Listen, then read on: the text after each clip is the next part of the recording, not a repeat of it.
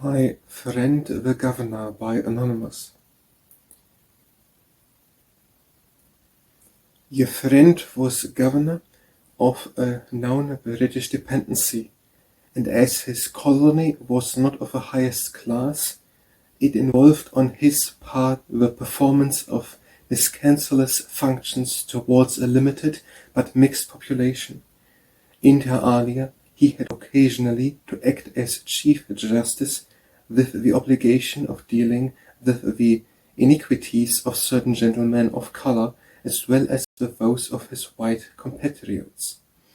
Had Quashee, according to Mr. Carlyle's theory, been a mere indolent pumpkin-eater, the function in question might have been despatched with the assistance of a little cowhide. But Quashee, to the confutation of Jean Jacques Rousseau, occasionally broke out in more violent fashion, and in one case where this amounted to arson, rape, or murder, my friend was obliged to sentence Quashee to be executed.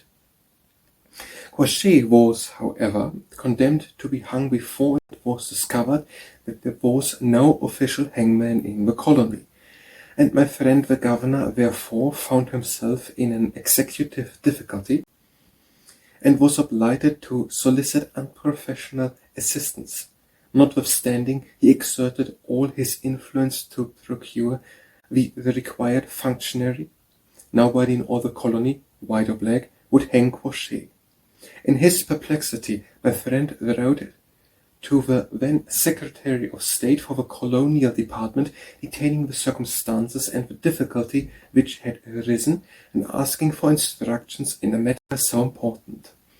The Colonial Secretary confined himself to an acknowledgment of a dispatch and to an intimation, conveyed in complimentary terms, that the Colonial Office had so high an opinion of the governor himself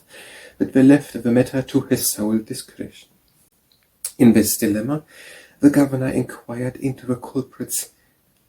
antecedents, and ascertained that he was the subject of a certain king in the interior, with whom it was considered desirable that we should be on terms of amity. So naturally, the thought suggested itself of getting rid of a difficulty and conciliating a native by stroke of diplomacy. The governor wrote a letter to the sable potentate, intimating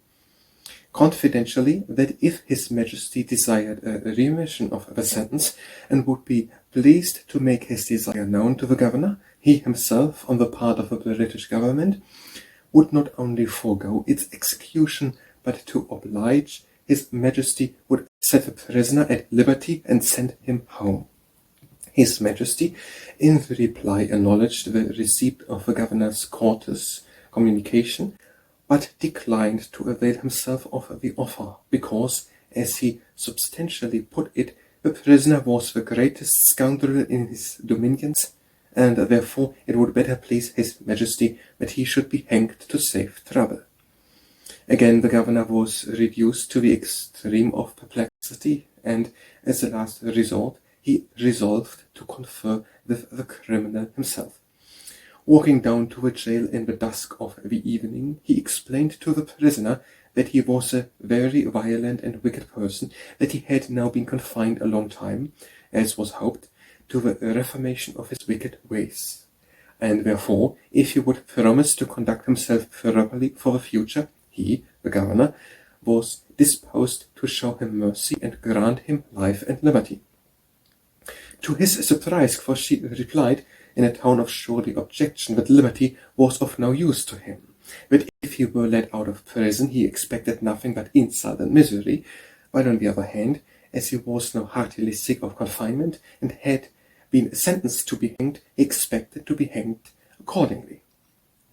At this last rebuff, the governor felt that there was but one alternative, so he returned to the government house, gave some private directions, and that same night the prisoner was turned out of prison, and the prison doors were locked against his re-entry. But so far from the governor's difficulty being removed by this course, it now took the shape of a regular persecution. On the following morning, Quashee watched the governor from his house, and with loud cries demanded summary justice. And from this time, whenever the governor went in or out, or to or from his court, whether he was alone or in company, there was Quashee at his heels, insisting on his right to be hanged. So completely was the governor wearied by this pettiness that in the end he resolved to quit the colony and to return to his practice at the English bar. Here he has happily succeeded in obtaining professional equivalence for the loss of his official position, and he can now take a pleasant retrospect of his former colonial difficulty.